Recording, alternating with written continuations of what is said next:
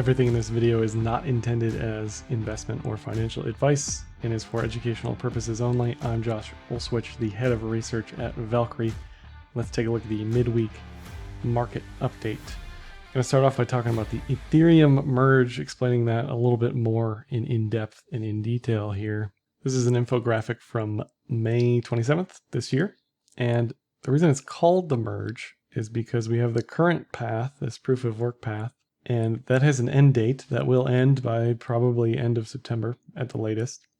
And the train is switching the tracks to proof of stake. So we're moving from miners to validators. We're moving away from hash rate, and we're moving towards this pseudo interest rate effectively for issuance and chain consensus. I say we, Ethereum. Now, this is very different than Bitcoin in many, many ways, but that's move fast, break things. That's how Ethereum's done things since the beginning. Here's a more current picture of the merge, as it's called. This is as of August 8th. There have been successive testnet dress rehearsals, or, does this thing explode? Let's try it, right? So there's testnets that are run publicly in the background. There were minimal issues with a few of those, no issues with some of those as far as switching the train from proof of work to proof of stake. It's kind of like changing the engine out while it's moving and putting a new engine in. It's kind of a big undertaking, and I'm certainly excited to see what happens with everything. We've never seen an entire ecosystem, including DeFi and NFTs. I mean, this touches everything in crypto. We've never seen this happen before, where a consensus layer just changes from one to another. So it's definitely going to be an interesting, just historical event. I certainly don't expect anything personally to go wrong with ETH. I think there may be some issues with everything in the ecosystem maybe being misaligned temporarily. But those first couple blocks where we figure out if everything's okay and everybody makes sure all their limbs are attached, I think after that we're going to probably be smooth sailing, but it's going to be a interesting first confirmation there once we do go to proof of stake on Ethereum. And part of this whole plan is running these two chains in parallel, and the proof of stake chain has been running for years, and soft validating, I guess we'll call it, that layer, people have been able to send their Ethereum. It effectively gets locked up, and the issuance as well as the Ethereum in the validator will be locked for at least 6 to 12 months after this September 15th date. So this is part of the reason and rationale why the ETH merge trade is on, because issuance is going to drop significantly from where it is now. And the idea is just basic supply and demand. If demand stays the same or increases and supply decreases significantly, the hope is there is price appreciation, right? And if we look at how prices reacted to these various testnet checkpoints, you can see reactions. I didn't know at the time, looking back retrospectively, maybe this first testnet merge helped price more than I thought it did. The most recent testnet merge certainly saw exuberance around that going successfully. So the next thing to watch as far as events and checkpoints would be September 15th. And again, if we map out the issuance for ETH, if there are this many stakers and this is the gas price or the fee, and the merge date is September 15th, we can see that the projected supply peak is X and is not expected to really increase for 6 to 12 months, right? So this is part of that whole trade idea. And again, this is very different than Bitcoin. If we look at Bitcoin historically versus everything else, Bitcoin has had the tightest, most programmatic, most specific schedule over time. Every 4 years, issuance declines by half. It's called halvening. Many other chains have tried to replicate this idea or riffed on this idea and have been unsuccessful. Bitcoin definitely being the longest standing. But you can see how the issuance is specific, right, in Bitcoin's case, or kind of whatever we want it to be for Ethereum's case. It's different for different chains, and they are definitely very different in that regard. If we look at the validators, like I mentioned, this is Nansen now. If we look at the validators over time, it takes 32 ETH to become a validator. So once you hit 32 ETH, you can become a validator individually, or you can send your ETH to a staking service, and they can pool anything less than 32 ETH with whatever is necessary to get to 32 ETH and create a validator. You aren't really rewarded beyond the initial 32 ETH as a validator. So it's advantageous for you to continue creating validators every 32 ETH. And that's where this unique validator calculation sort of comes in. And you can see here 13 million ETH has been deposited over the past year and a half, or however long this has been. And a significant amount of ETH is out of the circulating supply, and again will be locked up for 6 to 12 months after the merge. And relative to governance and consensus, this is where things get rather interesting, because like I've said previously, no one cares about decentralization until it matters a lot. And if we look at the staking services, like I mentioned, relative to individuals staking, there is relatively few individuals who are staking compared to staking services, Lido Finance being significant, Kraken, Coinbase. We've seen this movie before, time and time again. It makes sense for Joe Public, Sally Public, to send his or her cryptocurrency to an exchange, let them handle the tough stuff that's hobbyist and technical, and you need hardware, you need an internet connection that's continuous, you need power that's uninterrupted, you need all this stuff in order to maintain either a node or a validator, just to stay the course. On top of all of that, some chains have what's called slashing, and I'll get to that in a second. But if you are offline or if you misbehave, they take your stake away.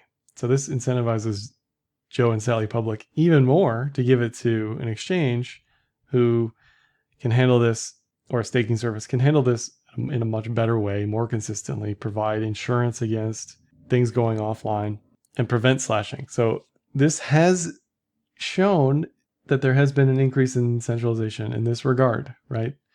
A lot of this unknown slice here is probably Lido. It's hard to know for sure who's who on some of this, but a significant portion is exchanges or staking services, and I'll get to that more in a second. But again, if we look at the validators, so this is just on the Beacon chain. This is the unmerged chain so far. They've gained X number of ETH over the past year individually, right? This should just give you an idea. If you had 32 ETH over the past year, you've gotten an extra 4 ETH on top of that, right? And this is where the proof of stake component comes in. You're setting aside X amount for the stake, and then you get rewarded while validating the chain at the same time, validating the consensus. Make sure that everything's maintaining order on the chain. And in regards to slashing, some of these proof of stake networks have implemented slashing, which is a way to deter bad actors, a way to deter bad behavior, malicious attacks. So what they'll do if you act out of line, if you misbehave and you're a validator, they will take a portion of your staked ETH. And there will be continuous slashing so long as you continue to misbehave of your validator or of the staking service, whoever it may be. And if this continues, you will continue to be slashed until it's down to 16 ETH, and at that point you will be unvalidated by the chain and sort of removed forcibly. The bouncer will take you out of the network at that point in time. But that's just for Ethereum. This varies from chain to chain as far as where that slashed ETH goes, if there's a bounty on somebody who's catching someone misbehaving, that sort of thing. But even me, as an extreme hobbyist in cryptocurrency, is or would be concerned with the potential of getting slashed. It is a constant state of making sure things are on the up and up, whether it be updates or power or internet, right? It may not be a giant risk for most people, but it is a risk that you will lose your stake. And the moment that happens, I'd imagine Joe and Sally Public would panic and unstake everything, send it to a staker service, right? Again, sort of promoting centralization. So it's a give and take of this makes sense on paper, But what actually happens most of the time is that we see this consolidation of staking services, and that breaks the decentralization game. If we look at validators who were slashed, because we can, again, look at all this stuff over time, there hasn't been actually that many events of slashing since the beacon chain started, which is a good sign. But again, we are shaking the Monopoly board, whatever, the Rubik's Cube, when the merge happens. So we may see some weird stuff with slashing where it may not be quote unquote fair that you got slashed. And we don't know what we don't know. I'm assuming everything's going to be fine, but people will be watching stuff like this to make sure that all the validators are okay or don't get slashed or are not on a separate chain or something, right? Strange stuff can happen. And in regards to staking services, this was February 2021, where we saw a bug / a staking service, and they're actually on here. We can see this 566 days ago, 564 days ago. I believe this is them. It's not labeled, but you can just see a ton of this stuff around that time. And these are the types of events we may see going forward for Ethereum, right? Because there's so much locked up in staking. It's just important to know all of the potential possibilities and outcomes, understand the variables here with centralization and staking services. And like I said, these staking services are probably going to tell you that there's insurance, they will pay you back, right? You won't get slashed. They will, you won't, in order to continue staking with them.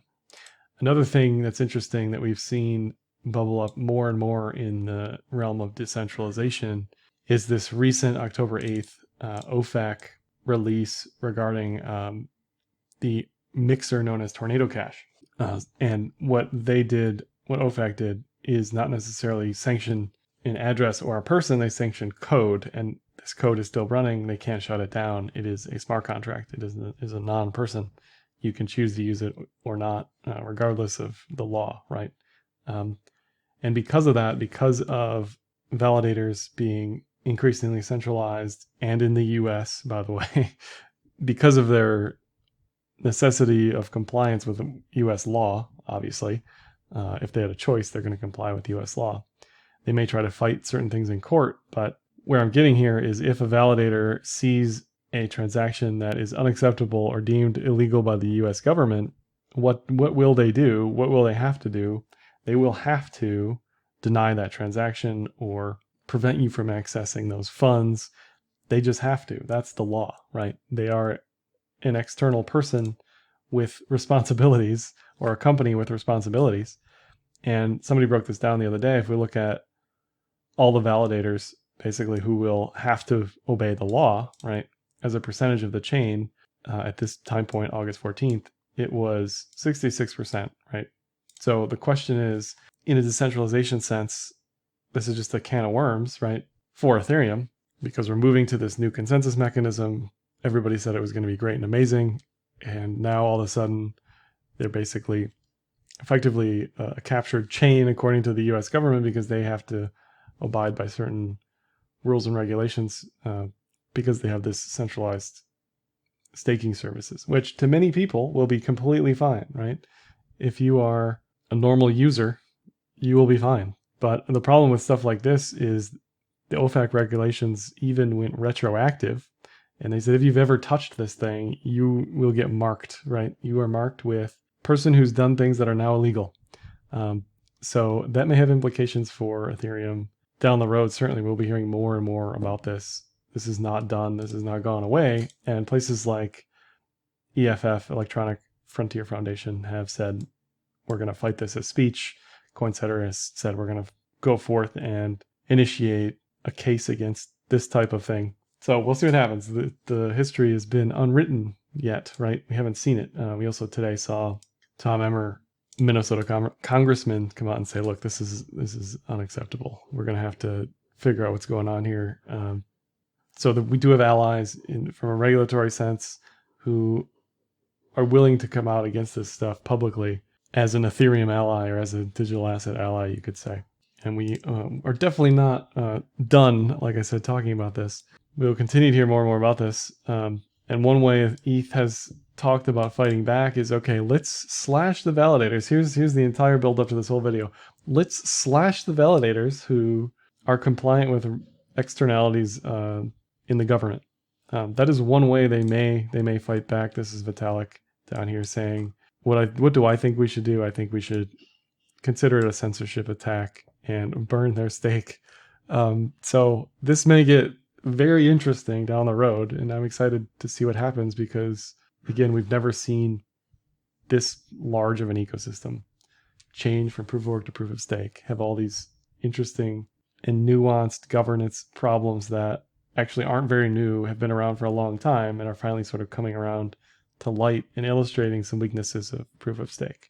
Let me shift to on-chain activity for the moment here. If we look at Bitcoin's transactions in the pink, active addresses in the green, both of which still essentially flat, active addresses perking up a little bit, especially relative to price going the opposite direction.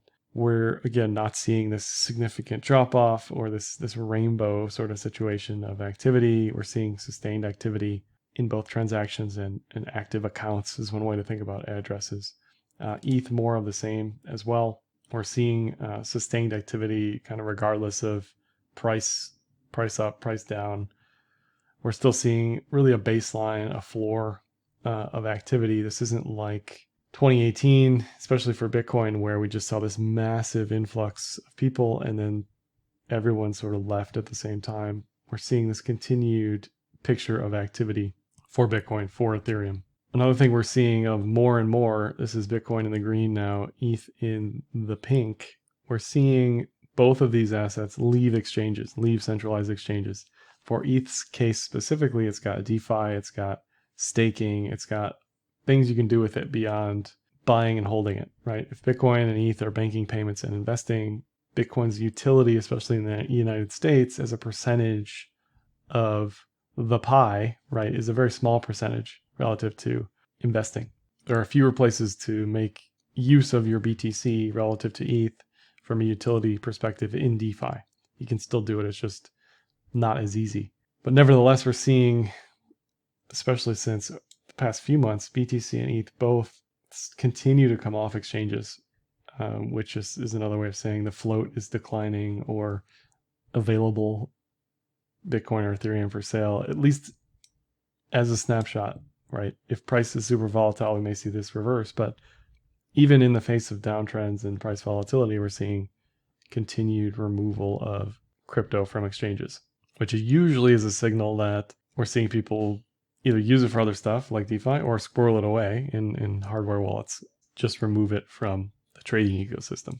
Two more quick metrics to look at for BTC. MVRV, which historically is at a low. MVRV is a measure of market cap in USD versus cost basis of coins that have moved on chain. So we can aggregate an average price for coins last moved on chain and look at that relative to market cap. And it gives you this oscillator of historically where prices have been at lows versus all-time highs in price, or what have been effectively all-time highs in price. And you can see when the market cap exceeds the cost basis by this 5 to 10x multiple, the most recent case, it was a 7.5 multiple. That's been effectively the top. So this is the overbought danger zone, right? We're overheated, too much speculation in the ecosystem relative to now where we're seeing the market cap dip below the cost basis or sitting at the cost basis of all the coins moved on chain.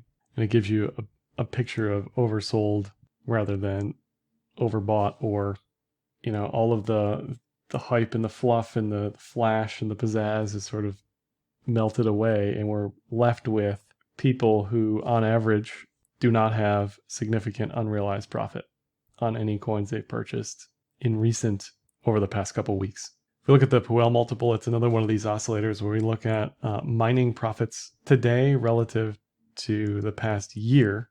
And again, this gives you some idea of when the miners are fat and happy and laughing in mega profits as a multiple relative to when they're stressed, when they are dipping towards being at break even or worse relative to where they were over the past year when it comes to mining profits.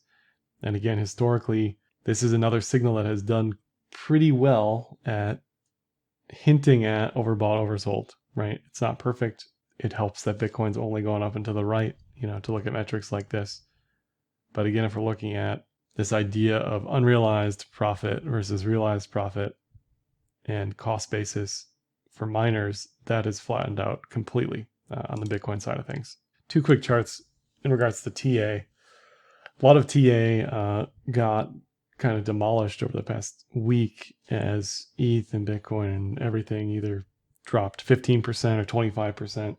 You know, we're setting up for a decent reversal in the near term, and that seems to have been quashed at the moment. And one thing I had been looking at over the past couple of weeks is this pitchfork, which pick 3 points to get a rate of change. And while you're in the pitchfork, you will typically oscillate up and down, perambulate around this mean, but you're either in it or out of it. Usually, usually you're not sort of Schrodinger's pitchfork where you're one or the other. So I was getting excited in a bullish sense that we were escaping this gravity. Over the past week, we've come back to it. So our reversal chances to the mean have settled down quite a bit, and the bearish downside, if we take fib measurements from the local top to the local bottom, it gives you some idea as far as if we do make lows, 13 is on the table. 13 is also within reason based on this downtrend, right? So if the downtrend holds and we make lows, it isn't unreasonable that's where we go. Alternatively, if we decide to, if this then that, get out of this pitchfork, see the 200-week hold as support as it has done historically, then I would expect to move back to the 200-day moving average. So we've got ETHMerge stuff. We've got a J. Powell conference in Jackson Hole this week. Those are really the two big events that are coming up in regards to being hypersensitive to macro conditions, as well as just this mega event around the ETH merge. ETH in a very similar situation. Ultimately, it rode the lows of the pitchfork all the way to the highs, reversed at the 200-day moving average. Again, you pick 3 points, you get a rate of change. It will surprise you sometimes at how well this thing draws this trend until it actually does come out of it, right? So we're in this bearish trance right now, and ETH on the downside, as far as supports, I like 14, I like 12, the 200-week, right? From a setups perspective, it looks a lot different than BTC does here, where it looks like it could potentially break mega lows, whereas ETH may see some support at 1,000, right? Like that's the next psychological level. BTC needs to hold that 20K level. So that's all I have for this one this week. Let me know if you're concerned with the merge. Let me know if you're concerned with proof of stake and validators and potentially issues down the road with consensus. That's all I have for this one. Like, dislike, comment, share, subscribe, and happy trading.